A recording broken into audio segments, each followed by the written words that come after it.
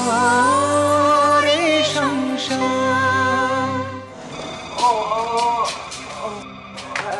দাদা দাদা কোনো ডাক্তার আছে? আরে শুনছেন? আরে এটা হাসপাতাল না শ্মশান। আজ রাখি পূর্ণিমা।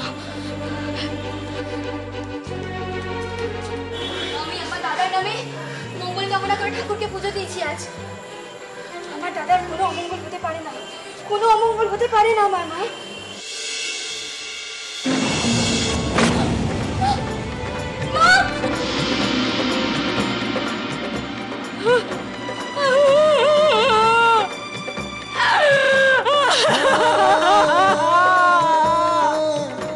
আরে শুনতে পাচ্ছেন? আমি কিন্তু হাসপাতাল ভাঙচুর করবো। হ্যালো, হসপিটাল চিৎকার করছেন কেন? আরে শুনুন না, দেখুন না, অ্যাক্সিডেন্ট হয়েছে, ওর এক্ষুনি ট্রিটমেন্ট দরকার, একটু দেখুন না।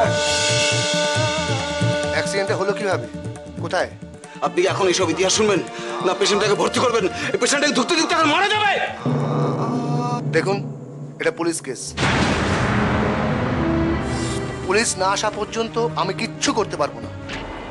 আরে বাবা, আপনারা তো অ্যাক্সিডেন্টটা হওয়া মাত্রই লোকাল থানায় একটা এফআইআর করতে পারতেন। আচ্ছা ভালো কথা, ট্যাক্সির নম্বরটা পেয়েছেন কি? মানে ড্রাইভারকে ধরা গেছে কি? ডক্টর, আমি সেই ট্যাক্সি ড্রাইভার। আমি প্লিজ টেক ইট, প্লিজ। কিন্তু নার্সিং হোমে আমি ঢুকবো কি করে? আমি আপনার এখানে আসার আগে একবার চেষ্টা করেছিলাম বাচ্চাটাকে দেখার নাম করে নার্সিং হোমে ঢোকার, কিন্তু ওরা আমাকে ঢুকতেই দিল না। দিনের পর দিন 24 ঘন্টা কেউ পাহারা দিতে পারে না অরুন্ধতী। রাত গভীর হলে পাহারাদারদের চোখেও ঘুম নেমে আসে। দেরি না করে তৈরি হয়ে না অরুন্ধতী, যা করার আজ রাতেই করতে হবে।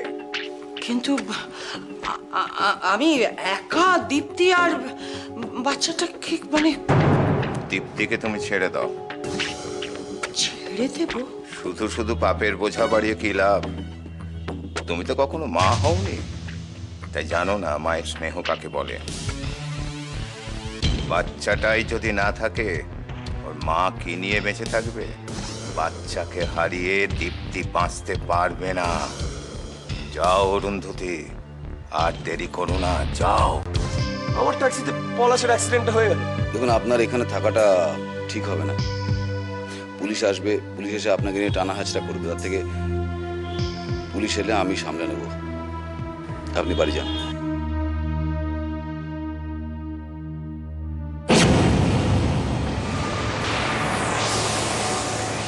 তুমি সে ট্যাক্সি ড্রাইভার? কতদিন হলো গাড়ি চালাচ্ছ?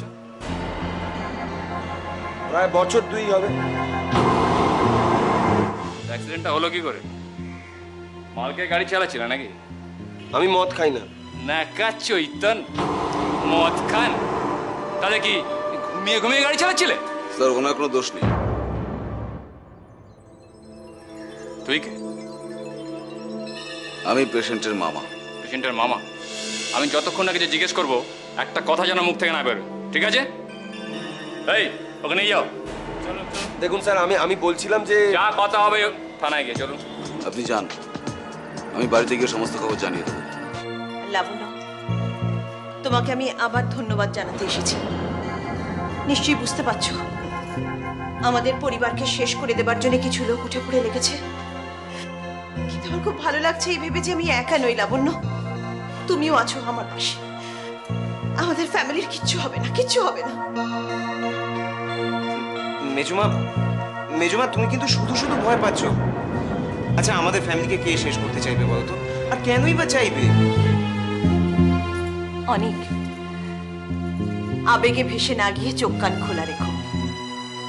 কেউ যেন তোমাকে শিখণ্ডি দাঁড় করিয়ে এই গাঙ্গুলি পরিবারের ক্ষতি না করতে পারে। সাবধানে থেকো।